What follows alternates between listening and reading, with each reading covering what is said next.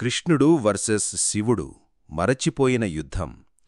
మనకు తెలిసిన కృష్ణుడు ప్రేమ, ధర్మం, వ్యూహరచనలో నిపుణుడు. మనకు తెలిసిన శివుడు సృష్టి, స్థితి, లయం చేసే పరమేశ్వరుడు. కాని మీరు ఎప్పుడైనా విన్నారా, ఈ ఇద్దరు మహాదైవాలు ఒకరిపై ఒకరు యుద్ధం చేసిన సందర్భం లేదు? ఎందుకు ఈ యుద్ధం జరిగింది?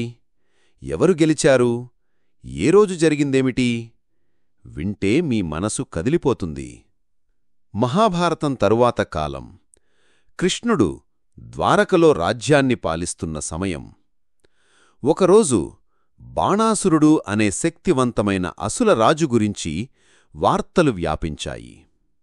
బాణాసురుడు శివుని భక్తుడు. అతనికి శివుడిచ్చిన వరం 1000 చేతులు మరియు అపారమైన శక్తి.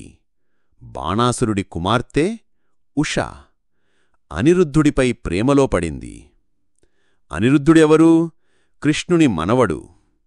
ఈ ప్రేమకథ రహస్యంగా సాగుతుండగా బాణాసురుడు అనిరుద్ధుడిని పట్టుకొని జైలులో పెట్టాడు.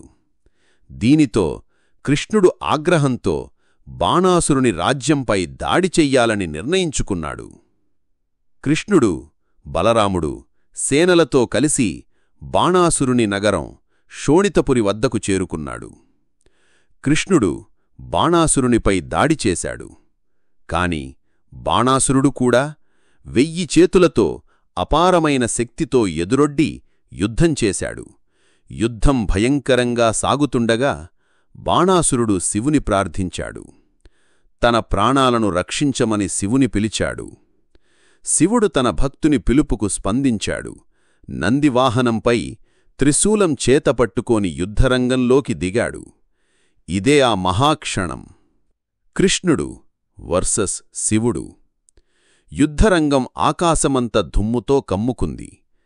కృష్ణుడు తన సారంగం అనే దివ్యధనుస్సుతో బాణాలను వదిలాడు. శివుడు తన పాశుపతాస్త్రంతో ప్రతిఘటించాడు. వీరి మధ్య ప్రతి బాణం, ప్రతి అస్త్రం భూమిని కంపించేలా ఢీకొంది. నంది, గరుడ ఈ 2 దివ్యవాహనాలు